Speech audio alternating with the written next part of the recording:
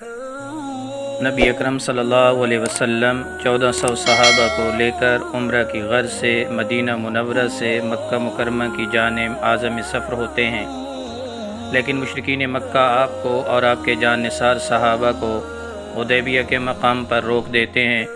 اسی حدیبیہ کے مقام پر مشرکین مکہ اور آپ صلی اللہ علیہ وسلم کے درمیان تاریخی معاہدہ ہوتا ہے، جسے صلح حدیبیہ کے نام سے یاد کیا جاتا ہے۔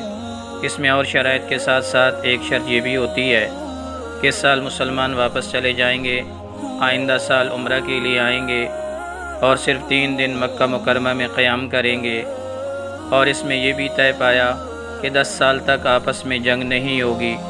جب مشرکین مکہ سے آپ صلی اللہ علیہ وسلم کو اطمینان ہوا تو اس موقع پر آپ نے مختلف بادشاہوں کو خطوط لکھوائے، جن میں سے ایک خط فارس کے بادشاہ کسریٰ کو لکھا گیا۔ فارس ایران کے بادشاہوں کا لقب کسریٰ ہوتا تھا، جس طرح روم کا ہر بادشاہ قیصر کہلاتا تھا۔ جس سربراہ کو خط لکھا گیا اس کا نام خسرو پرویز بن ہرمز بن نوشیروان تھا۔ یہ خط حضرت عبداللہ بن حذافہ سہمی رضی اللہ تعالی عنہ کو دے کر ہدایت کی تھی کہ بحرین کے گورنر کے واسطہ سے یہ خط کسریٰ ایران تک پہنچا دیں۔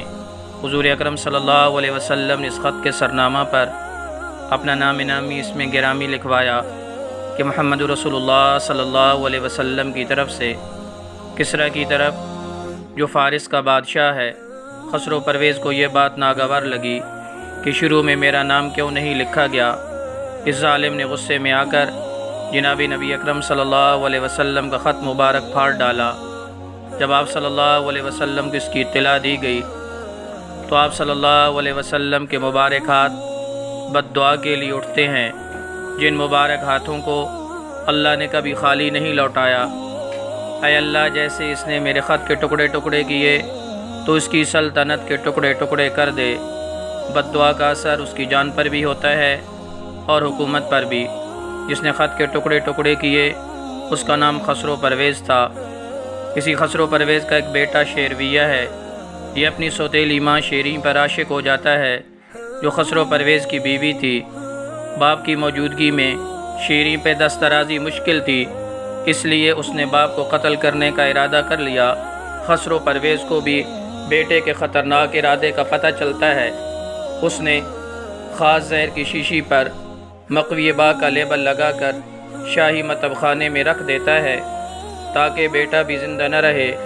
بیٹا باپ کو قتل کر دیتا ہے۔ جب شیریں کو اس کا پتہ چلتا ہے تو وہ خودکشی کر لیتی ہے۔ شیرویہ تخت نشین ہوتا ہے اور جب شاہی مطب خانہ کھولا تو اس میں مقوی با کا لیبل دیکھ کر بہت خوش ہوتا ہے۔ وہ اس کو استعمال کر کے اپنے انجام کو پہنچ جاتا ہے۔ پھر اس کے بعد اس کی بیٹی پوران تخت نشین ہوئی۔ عمر فاروق رضی اللہ تعالیٰ عنہ کے زمانہ میں اس کی سلطنت کا بالکل خاتمہ ہو جاتا ہے اور پھر کبھی یہ سلطنت سر نہ اٹھا سکی، کیونکہ آپ صلی اللہ علیہ وسلم نے فرمایا اذا ہلک کسریٰ فلا کسریٰ بعد، کہ جب کسریٰ ہلاک ہو جائے گا اس کے بعد کوئی اور کسریٰ نہ ہوگا۔ یہ اصل میں اس بد دعا کا اثر تھا جو نبی اکرم صلی اللہ علیہ وسلم نے کی تھی۔ اللہ تعالی ہمیں جناب نبی اکرم صلی اللہ علیہ وسلم کی طرف منسوب ہر ایک چیز کی قدر کرنے کی توفیق عطا فرمائے، آمین۔